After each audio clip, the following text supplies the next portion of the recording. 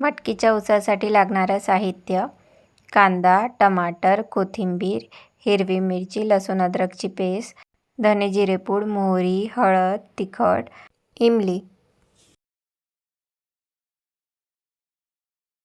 हे आपण मटकी रात्रभर भिजवून ठेवली होती, त्याला आता छान कोंब आलेले आहेत.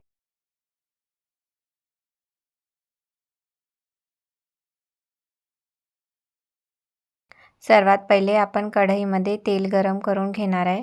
तेल गरम झाल्यानंतर त्याच्यामध्ये आपण मोहरी टाकूया. मोहरी तडतडली की कांदा, बारीक चिरलेला कांदा आहे, कांदा परतवून घ्यायचा.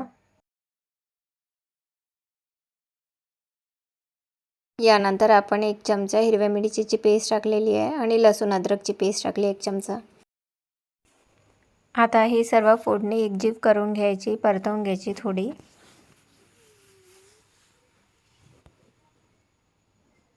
धने जिरेपूड टाकलेली आहे. जिरेपूड 1 चमचा आणि 2 चमचे धनेपूड.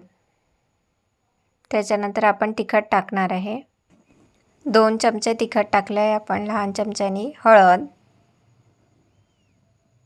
आता हे सर्व परतवून घ्यायचं एकदा. त्याच्यानंतर बारीक चिरलेला टमाटर टाकणार आहे आपण. पुन्हा एकदा परतवून घेऊ हे सर्व काही.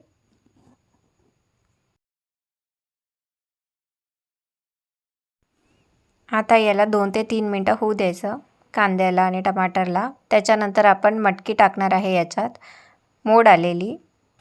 थोडीशी पहिले मटकी टाकायची फोडणीमध्ये आणि ती थोडी एकदा परतवून घ्यायची, म्हणजे आपली फोडणीही जळणार नाही. आणि आता आपण बाकी उरलेली मटकी टाकून घेऊया.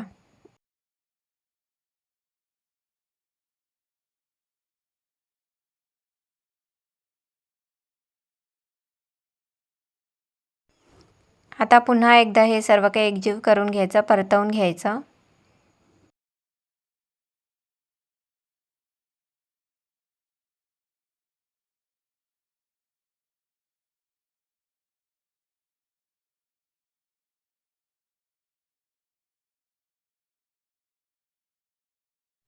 आता आपण मटकीच्या उसळीला एक वाफ घेण्यासाठी झाकण ठेवूया त्याच्यावर. बघा आता वाफ आलेली आहे. एका भांड्यामध्ये आपण गरम पाणी करून घेतलं होतं मटकीच्या उसळीमध्ये टाकण्यासाठी. आता आपण मटकीच्या उसळीमध्ये पाणी टाकूया. आवश्यकतेनुसार टाकायचं, जसं आपल्याला कोणाला कोरडी पाहिजे असते उसळ, कोणाला पातळ पाहिजे असते. आता बघा आपण झाकण ठेवलं होतं 1-2 मिनटासाठी. आता आपण याच्यामध्ये 2 ते 3 इमली टाकलेली आहे. एकजीव करून घेतलं आहे सर्व मिश्रण आपण. मला थोडं पाणी कमी वाटलं म्हणून मी थोडं अजून टाकलं होतं गरम पाणी. गरम पाणीच टाकायचं नेहमी, थंड पाणी कधीच नाही टाकायचं, त्यांनी आपली मटकीची उसळची चव खराब होते. बघा आता आपण गूळ टाकलेला आहे याच्यात. मग एकजीव केलं आहे सर्व मिश्रण. झाकण ठेवून 10 मिनटं शिजू द्यायची आपली मटकीची उसळ. झाकण ठेवून पण शिजवू शकता तुम्ही. बघा आता आपली उसळ तयार झालेली आहे.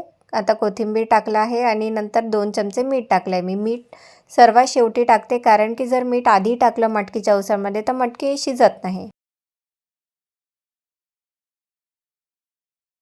आता पुन्हा एकदा परतवून घ्यायचं सर्व काही. आता आपली मटकीची उसळ तयार झालेली आहे.